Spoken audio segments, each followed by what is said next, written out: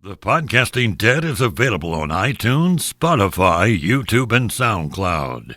Make sure to subscribe for more podcasts. And while you're at it, drop us a like. If you want to help support the channel and have access to extra content, secret contests, and more, make sure to search for us on Patreon. Patreon.com/thepodcastingdead. All right, it's time for some Walking Dead updates. Now, granted, some of these updates are a few days old, and actually, I think when we get to talking about the bonus episodes for Season 10, I think these episode titles and summaries have been out for a little while, but it's the first time we're talking about them. So for us, it's an update. I'm Justin. I'm JP. And we're the Podcasting Dead. If you enjoy Walking Dead content, be sure to hit that subscribe button. And if you want more, make sure to check out our Patreon, patreon.com/thepodcastingdead. So first and foremost, let's run through these episodes. So we know we get 6 extra episodes added on to Season 10 that are gonna start early next year, and I don't know about you, JP, but I was super stoked about that when they announced it, because especially that was when we found out Season 11 was going to be the last season. It was like, oh, it's the end of an era. But it was nice to know that, with the additional 6 episodes and the extended 11th season, it's almost like we get 12 seasons. Yeah, it seems like they're really going to be catering to the fans on this one. Always good to hear. I'm hoping, man. So, getting into the episodes, I've got a little list here of the, so you've got episode 1017, which is, okay, so the summary for this one, according to Fansided, is Maggie has returned with a story she is not ready to share, even when her past catches up to her. Negan's safety is at stake again. Daryl and Maggie fight an unseen and unknown threat. So, number one, please don't tell me Maggie's going to come back and try to kill Negan again. I know. I mean, she's come to peace with it. What's the point? I guess just him being out of jail, maybe. Maybe. And it might not even be Maggie. It just says that his safety is at risk again. So, I mean, it could be someone or something else. But if they're going to retread the Maggie wants to kill Negan thing again, it's going to have to be... It's going to have to be something special, because to be honest, we've been there, done that. You know what I'm saying?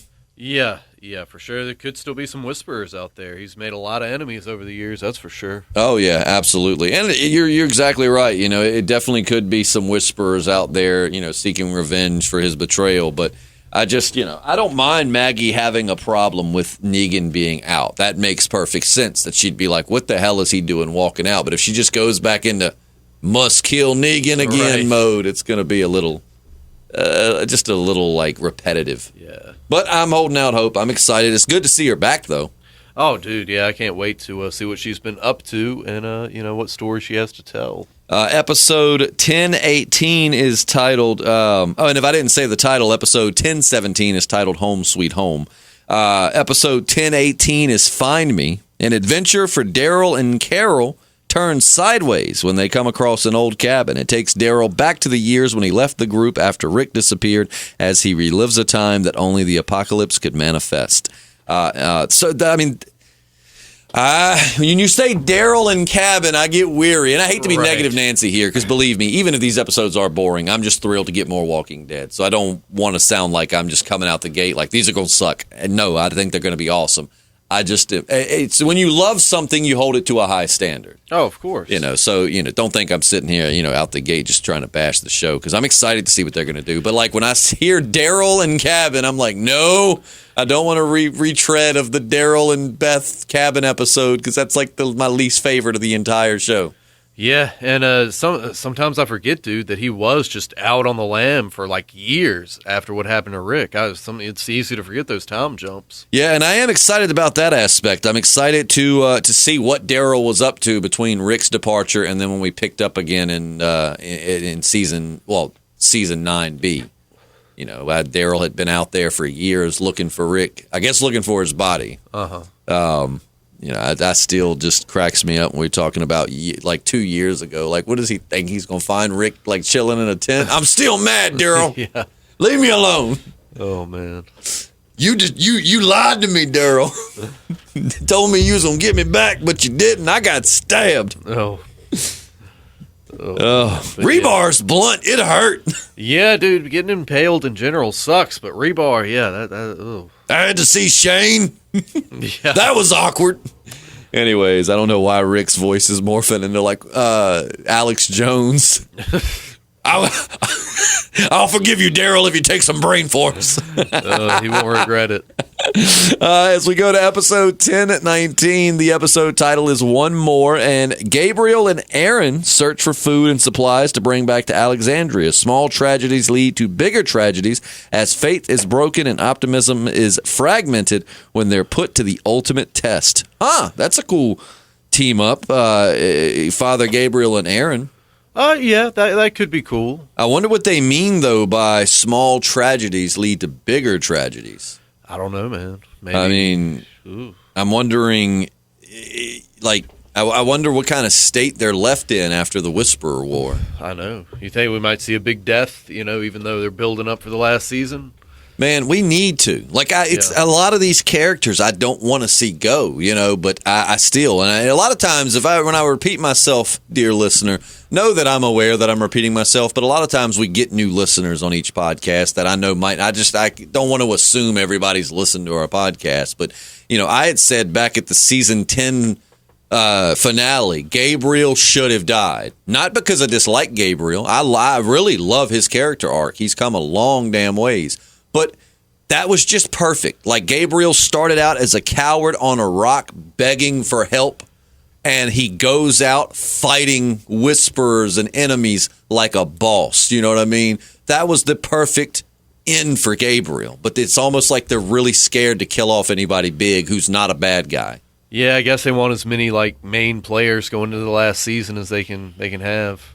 And I mean, that's I think we both agree that season 9 and 10 were actually good. I mean, we had a slow season 7 and 8. The Negan War, the All-Out War had its moments and some great Walking Dead points, but at the same time, it was very slow and drug out at times. And I think season 9 and 10 were very welcome after those two seasons. Yeah. But with that said, the one thing it seems to be lacking is just what it seemed not so much lacking. What it seems to have is a fear to kill off anybody big. Last few seasons, yeah, that's definitely been the case. I mean, in the season, was it season 10 mid-season finale? We got it was the season 9 finale, wasn't it? We got the heads on pikes. Right. And I mean, they took out Henry and Tara and Enid. That was, but at the same time, they're big, but Tara probably being the biggest of those three. They still, when it comes to your main group, it's like they just don't want to touch them. Whereas back in the beginning of the show, what we loved so much about it was that nobody was safe. Yeah, man, I think they're just afraid of people jumping ship because, we've lost Rick, Carl, you name them. Well, yeah, you're right. Well, and it's funny because it almost sounds hypocritical because at the same time, I still maintain killing Carl was one of the single biggest mistakes the show ever made. Absolutely. I mean, I wouldn't be mad if Scott Gimple was like, we're going to retcon everything past the season 8 mid-season finale, and Carl does not get bit, and we're just going to do it all over again. Andy Lincoln's coming back; it'll be great. I would be okay with that. Yeah, that'd definitely be a way to go. Rick would be like, Carl, you got bit. No, Dad, that's road rash. I was rollerblading earlier with Enid, and I scratched myself. Yeah, I've heard Carl likes that. Okay, I thought you'd been bit. All right. And then it can just go on from there. Yeah. By the way, Dad, I brought that guy you ran off like he was a raccoon in the trash. He's down here. Please don't run him off. Yeah, he's kind of a doctor, so he could be important. Right. Yeah.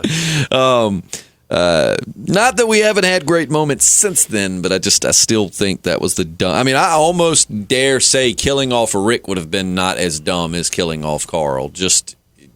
I know that's a statement that's going to get bashed in the comments, but the killing Carl made zero sense from a writing perspective for me. But anyways, moving on to episode 1020. The episode title is Splinter.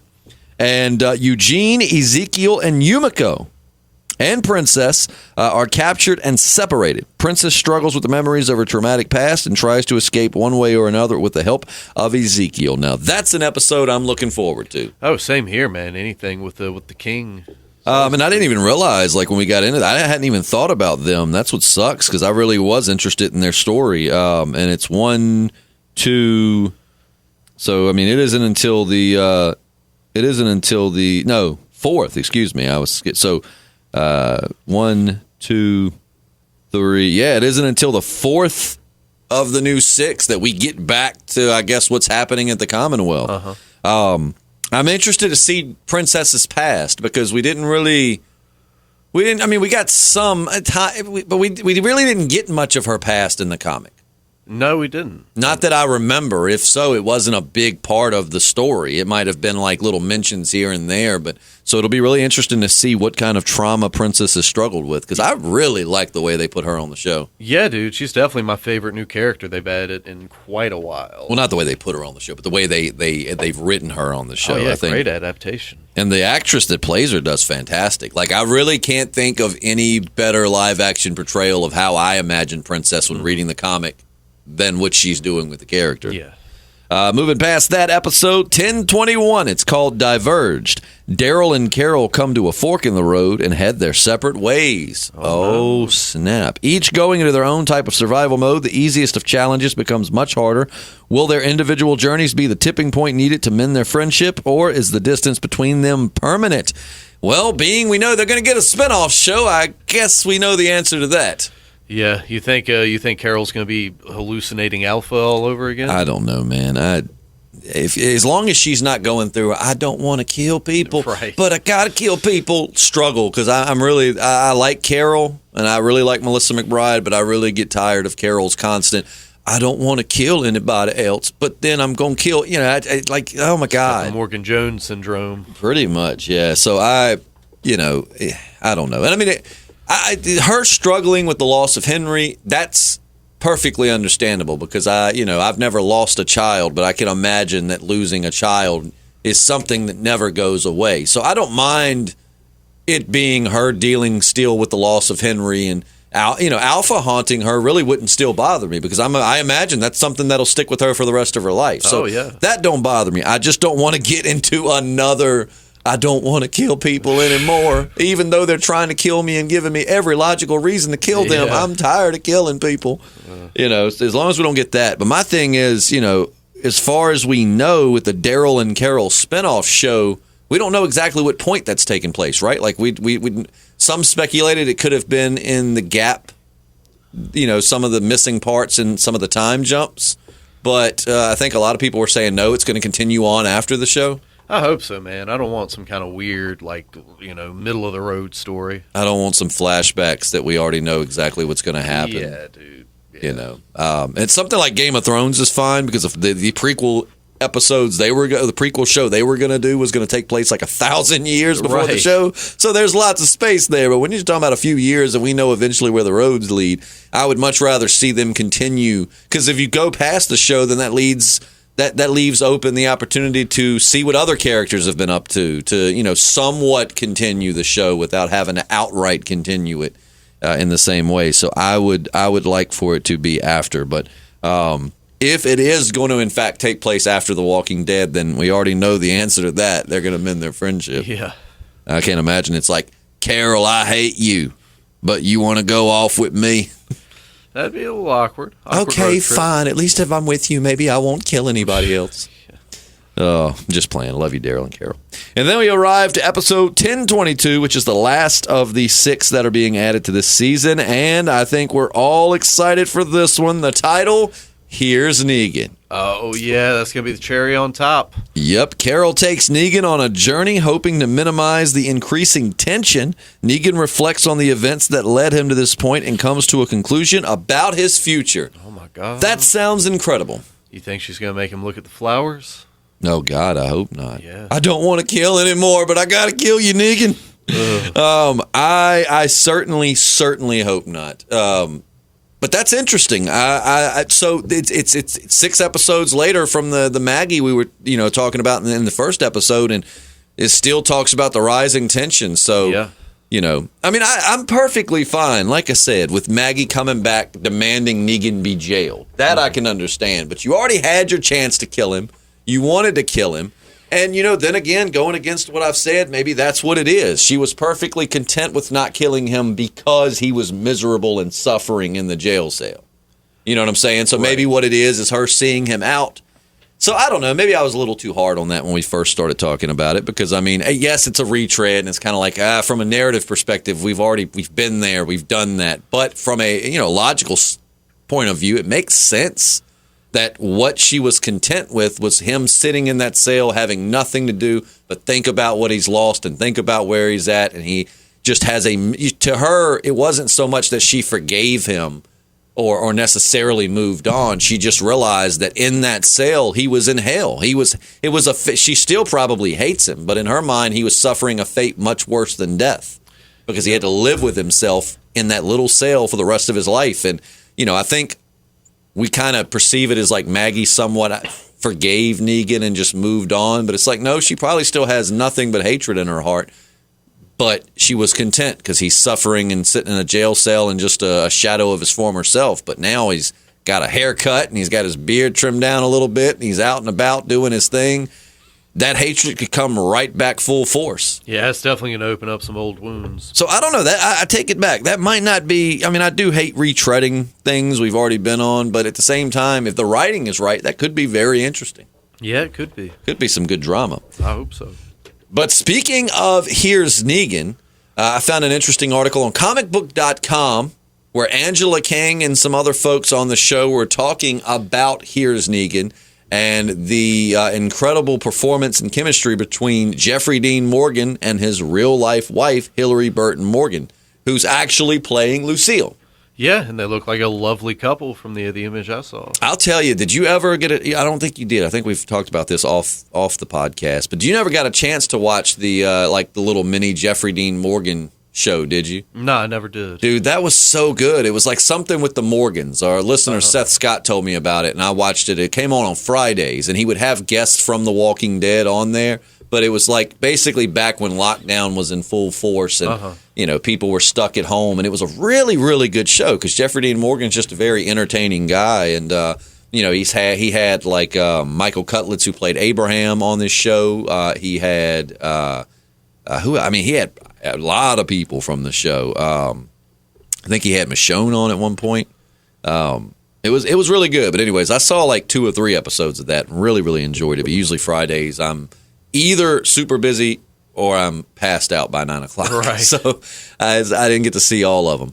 But what I'm getting at is on that show, you could definitely tell some good chemistry between he and his wife. You know what I'm saying? Mm-hmm. They seem to flow together very, very well. Yeah. And why not? Jeffrey Dean Morgan is now, in his early 50s, and he's got him a hot young wife who's like somewhere in her 30s. Life is good for Jeffrey Dean Morgan. Yeah, it is. But, my girlfriend actually watched something she had been on before. I don't know if it was like, I'm trying to think. Like it was like one of those like teen drama shows, like not Beverly Hills 90210, but something to that effect. Uh-huh. I can't remember the name of the show. I think it was filmed not far from here. But anyways, she was on something. She said she's really good. She's a really good actress, and it's super cool that she's going to be playing. And that makes sense from the writing perspective to cast this real wife because there's real chemistry there. So it's probably going to translate from, real life to the screen pretty well. Yeah, I think so too. Even though in my mind I keep wanting to see him with Maggie, just because they were Thomas and Martha Wayne, but I know that's not going to happen. JP had this back when the comic was still ongoing. JP and I, we didn't start doing comic reviews till towards the end of it, but for the last 10, 15 issues we did reviews, and JP just had it in his head that Maggie and Negan were going to bone it out before the end of the comics. I haven't given up on that. So you think now it's going to have it on the show? I mean, maybe there was a portion of the comic during the time jump where it happened, and we just haven't been, let in on it yet. Yeah. So this is a quote right here from Angela Kang. Says, for the Negan fans, we're going to do our version of the comic book story. Here's Negan, and Lucille is going to be played by Jeffrey Dean Morgan's real-life wife, Hillary Burton Morgan. And they're amazing together, she said. So I'm really excited for everyone to see our various people getting to shine. Josh McDermott, who obviously plays Eugene, said during the holiday special that he is really excited for this episode pairing the married couple. He said, quote, I read the scene direction for the table read on Jeffrey Dean Morgan's episode, Here's Negan. And I texted him after. I was like, this is probably going to be my favorite episode of the series. Ooh. Of the series. Strong endorsement, yeah. So it, and Jeffrey Dean Morgan, actually, I don't know if you've watched much of him behind the scenes, but, he has been very adamant about telling Negan's backstory. Like he's just been very, proactive behind the scenes and like telling Angela Kang and everyone like, hey, we need to do something with the Here's Negan little comic story because, right. This character definitely, we need to see his backstory to kind of help rectify why he, and I'm going to tell you from, Robert Kirkman's Here's Negan was freaking-tastic. Oh, yeah, the comic was so well done. I mean, it really makes you understand because, when you first meet Negan, you might think, oh, he's a bully. He's just a whatever. He's crazy. Why does he... But when you read Here's Negan, it really puts it in perspective why he runs things the way he runs them. And I mean, not that there wasn't some ego and, he didn't have a little fun with it, but at the end of the day, it really makes sense why he wants to run things the way he does when you see his backstory. Yeah, it definitely does, man. It's going to be quite a treat. Yeah. Jeffrey Dean Morgan said, quote, I'm very lucky to play him because he's become so well-rounded, and this kind of redemption arc he's been on has been very interesting to play, and I think the Negan Lives comic book kind of carries that on, which that was pretty damn cool, the little one-shot Negan Lives. Yeah, man, that's one of my favorite things to come out of The Walking Dead. Which was the variants were being sold for ridiculously high prices and then dropped to like the day after. And they weren't even that cool. It was just like different colors on the Negan title. Was written in different colors. I was kind of let down by that just because I was really thinking we'd have some real, because The Walking Dead has some sweet variants. Yeah, dude, The Walking Dead Deluxe especially. Oh, absolutely. Jeffrey Dean Morgan said, quote, it's a great little story. It's just a little slice of a day in the life of Negan. It's great, and I would love to film that, he said. I always wanted to film that, and then the prequel to Negan. There's a comic book for that as well. I love that. So he was talking about actually the Negan Lives. He wants to do that, too. Oh, wow. Which would be really cool. Yeah. I wouldn't be against that. Maybe like the show's ended. Mm-hmm. And you could either do like a one-shot episode or maybe do like a guest spot on the Carol and Daryl show where they happen upon Negan. Or give him a mini-series. Come on, just make it happen. I agree. I think of most of the characters on the show, a Negan miniseries would probably be one of the most interesting. Oh, absolutely, man. Absolutely. His dynamic personality. He's a badass. Yeah. Because I will say, Jeffrey Dean Morgan's Negan has definitely done something that not every character on the show has been able to do for me, and that's when you have these episodes focused around one person. Mm-hmm. Sometimes it gets a little, it's cool, but you really want to what's the other group doing? Can we get? And Negan's one of the few characters as of late that when it's just him and it's focused very heavily on him in an episode, I'm still locked in. Yeah, same here, man. You can't get enough Negan. And moving from that to the last thing we're going to discuss on today's podcast, the Rick Grimes movie. It's about time. My God, it's been about, 2 years since they announced that we were going to get a Rick Grimes movie? Yeah. But, alas, this is not Scott Gimple or AMC or Andrew Lincoln's fault. It's all COVID-19's fault. Yeah, dude. I mean, I was hoping we'd at least have little teasers and, pics from the set and stuff by now. But like you said, it is what it is. You're exactly right, man. I thought by now we'd be getting ready to watch it or had watched it, or at least we'd be seeing trailers or plot points being put out there. But for the folks over at cinemablend.com is where we're getting this information from. And, it's mostly COVID, but Scott Gimple said, and I quote, 2 years ago, almost to the day, I was in the wilds of England with Mr. Andy Lincoln working on the movie. And because we work in television, we thought we'd be working on the second one right now. Movies take a long time, but it'll be worth the wait. It is moving forward. The COVID time kind of slowed things down anyways, but we're using that time to go back to the lab and make it as great as possible. So we know the movie is still coming, so if you've kind of worried, is it going to be canceled, or they just said to hell with it? No, they are still working very hard on it, and I like to see a silver lining here, as cinemablend.com pointed out. this could be a blessing in disguise, because as much as we love The Walking Dead, there have definitely been some decisions made that seemed not very well thought out, wouldn't you say? Yeah, dude, quite a few. So what this is doing, this is, according to Scott Gimple, they're going back now and kind of reworking the script and, reworking the plot and kind of taking out what they don't think is going to. This could be a really good thing. I mean, as much as it sucks and we want this movie, this might give them time to really just chisel this out to be a hell of a movie. It also puts more pressure on them, because at this point it better be worth the wait, or there's going to be a lot of pissed off people. You're exactly right. I mean, it's been this long, and it's like, okay, we've been mostly patiently waiting, I'd say. Please don't hand us some crap that just falls in line with like Carl dying off early. You know what I mean? Like just level of thought. Like, I'm glad that they've got time to sit back and think this out.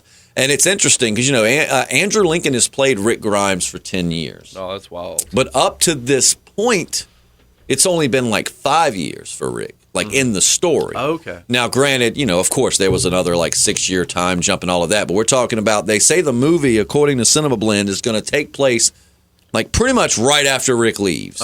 So, we might actually just pick right up with Rick on the helicopter. That'd be all right with me. But it's interesting because one thing I hadn't really paid attention to is they were talking about how, Andy Lincoln is aged 10 years, but up to this point, Rick's only aged for 5. But I mean, we see that with presidents. You know what I mean? Like stressful lives can age you much, much faster. Yeah, for sure. I mean, you look at like Obama, like around 2008, and he was looking young and fly and good to go. And then it's like you see him at the end of his presidency, and he just looks like an old man. And you see that also with Abraham Lincoln, like before and after photos. For me, the aging thing doesn't really bother me because Rick is, since the apocalypse, he's lived a pretty rough life. So it hadn't been a life of leisure, that's for sure. Well, yeah, cannibals and the undead cannibals and other stuff, governors and stuff. Governors, you got to watch out for them governors. You got to watch out for them. I mean, there are some really dumb ones out there, but anyways. Mainly the ones with eye patches. They're the best. Andy Lincoln's definitely got his beard back. So for the fans out there that just love Rick's beard, it's back. Norman Reedus actually has, the beard that Rick shaved off in season 5 when they get to Alexandria. Norman Reedus has that beard in a bag in his refrigerator. Well, that's not gross at all. Right? Norman Reedus is awesome. He seems like a slightly strange guy, but Rick does have a badass man beard, so I can understand. I wonder if he's going to add this one to his collection as well. Maybe, but yeah, that thing looks like it was sculpted by like Michelangelo or something. Was he even a sculptor? I don't know, but yeah, it's a nice beard. I'm not as up on my Renaissance artists. All I know is that their names were used for the Ninja Turtles. Right. So if there's one takeaway, it's that The Walking Dead's Rick Grimes movie is still a high priority and has definitely not been put on the back burner. So at least that gives me a little peace of mind. Yeah, dude. And like I said, it just better be worth the wait. Before we close out, let me ask you. Let me get you. I know I've been running my mouth too much here.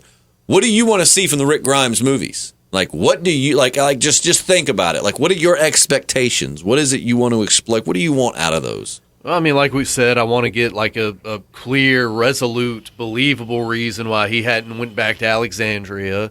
I want to get a glimpse of the world in a bigger picture kind of way, which I was kind of hoping we get from World Beyond, and we definitely didn't. But yeah, I just just some nice, big, large scale Walking Dead goodness. Absolutely. Yeah, I agree. That was beautifully put, man. That's exactly what I really like how you pointed out a real believable like reason for why he hasn't come back. Yeah. We do a Walking Dead What If series on our channel where we take your questions and just discuss Walking Dead what if scenarios, such as what if Shane would have killed Rick in the field, or what if Carl would have died and Herschel couldn't have saved him, that type of thing, and just to explore maybe how it would have progressed from there. And some of our listeners have suggested some really interesting theories on why Rick, because we've said it since the night Scott Gimple announced the Rick movies that we don't, well, since the time jump too, like we don't understand how 6 years has gone by and Rick has not tried to get back to his, or has not gotten back to his family, because the first thing Scott Gimple did was say, it's going to be 3 movies and Rick Grimes will survive all 3, to which it's like, why? Number one, don't tell us that, man. Right, we don't want to know that. When Rick's in a tight spot, I'm going to be sitting back like super chill, because Scott Gimple said he's going to live, so I know he'll get out of this somehow, but that's beside the point. But he said he was going to survive. So you and I both were like, that doesn't make any sense, though. Okay, so he survives all 3 movies, but he doesn't go back to his family? Yeah. And listeners really had some cool theories, like such as, the CRM gives Rick a job, more or less, and like lets him know that they are fully aware of Alexandria. They have eyes on Alexandria, and if he ever goes back, if he ever, whatever, that they'll kill his family. Yeah, I think that's the most plausible scenario. I mean, that's a trope that's been done to death, don't do this or we'll kill your family. Yeah. But with that said, that makes a lot of sense, that he would stay away to protect them. Yeah, basically taking a page out of Jenny's book from Fear the Walking Dead. Exactly. I mean, it'd be really cool, though, if we had like a few scenes of like maybe outside the gates of Alexandria, like it pans back and you see like feet standing there, just something that can allude to Rick's always been watching them and kind of with them, but he just can't announce himself for their own safety. Yeah. But I'm really, really anxious to see how that is going to play out. I mean, I've heard rumors that Heath is going to be back in the Rick Grimes movies. We know that Jadis is going to be in the movies. I've heard that Michonne might be in the Rick movies. We've also heard about the possibility of some Michonne movies, which I wouldn't be opposed to. Nah, man, I'd be down with that. Denai Guerrera, I think, was probably Denai Guerrera and Negan were my two, like, that really kept me like locked into the show. And then, of course, they announced Denai Guerrera's leaving. Son of a gun, man. Yeah, that damn movie career. So thank God, we've got still got Negan, which I'm not saying there aren't a lot of interesting characters, but I feel like for a lot of us, Rick was our main lock to the show. Mm-hmm. We liked other characters, we disliked other characters, but we always were locked in because we all shared a love for Rick. And then when he left, you kind of look for a new fill-in for that like main character kind of position. And then, like, for me, that was kind of a toss-up between Michonne and Negan, were like the two I was most interested in. And then, so now it's Negan. But I found, it's got a great cast of characters. They just need to start killing some of them off because we need to feel like there's a real threat. It's kind of like when you watch it, like, I don't know if you've ever seen it, but the movie The Nun. I never saw that. It's in the Conjuring franchise, and it's not a bad movie. It's got its scary, jumpy parts, but the thing is like Valak the Defiler is never really a thing. Nobody really dies. Like one person commits suicide at the beginning of the movie, but it's like, okay, I need to see there's a real threat here. Right, I don't really feel like this thing just wants to scare them, and it kind of is like that in the zombie apocalypse in the sense of like with the Whisperers, man. I mean, Negan announced himself by taking out 2 big characters, one an OG from the beginning of the show, so you knew he won't playing around. With the Whisperers, I felt like we definitely needed a bigger death. Like we needed someone big like Carol or one of the OGs to go out just to show like we ain't playing. Yeah, you needed like a Herschel decapitation kind of moment. You just had to take me back there. Yeah, I know it. Why did you do this to me? There's a Herschel decapitation action figure. Jesus Christ! And I can't bring I really want to get some of these McFarlane Walking Dead because I do have Ezekiel. You were kind enough to give that to me, I think, for my birthday or something. I think so. I do have that, and it's awesome. And I have some Walking Dead figures, but I really would love to get as many of the McFarlane show toys as I can. And it was so funny because you have a Herschel decapitation one where you can like pop his head off and it comes with 2 heads. One's like half hacked off and bloody and you can like, I guess, lay it beside him. But what I cracked up at last night was I found a Dale action figure. And I kid you not, the McFarlane Toys Dale action figure it's promoted with Dale it's where his stomach is ripped open. Right. Like the figure is meant to be laid down. Like poor Dale. Like the one action figure I've seen of Dale from the show, and you lay him down and his guts are coming out. Todd McFarlane's a sick monkey. He's a hell of a damn toy maker and artist, though. Yeah. But yeah, let us know your thoughts on some of the things that we've covered here. We don't always get everything right because, AMC doesn't pay us and we do have other things that occupy a lot of our mind. But, we're not here to be a Walking Dead authority. We're here because we love the show and we love the community and we love discussing it. So, let us know your thoughts below. What do you think about the upcoming episodes? Which ones are you most excited for? Are there any you're not excited for? Are there any plot points that we didn't get in those little synopsises that need to be added to that? What do you think about Jeffrey Dean Morgan and his wife? And what do you think about the Rick movies? We love theories. Anything Walking Dead related, throw it in the comments section. And also don't forget, if you have a Walking Dead what if question, you can leave it here, but it's most likely to get seen and discussed if you go to our channel and find our most recent Walking Dead what if and post the question there. It's true. Lots of good stuff.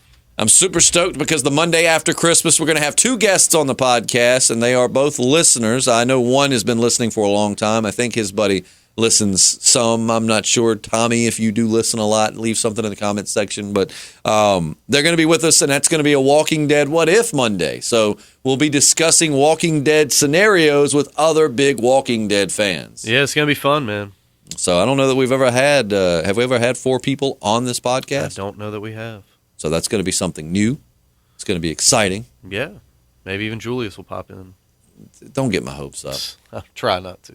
Don't forget, if you want more podcasts, you can head over to our Patreon, patreon.com/thepodcastingdead, where you can get more free-form podcasts. And I don't even know if that's the proper term for them. That's just what we call them, because the conversation can start with the color of JP's shirt and turn into why aliens are going to steal your sexual organs. It just kind of goes. So it kind of goes everywhere. So if you're in the podcast, make sure to check out our Patreon. For as little as $1 a month, you get extra podcasts. Not a bad deal, if I do say so myself. And we'll see you back here. Well, we'll see you on Patreon tomorrow. And then I guess if nothing else, we'll see you back here on Monday for some more Walking Dead What Ifs. There you go. In the meantime, I'm Justin. I'm JP. And we're the Podcasting Dead.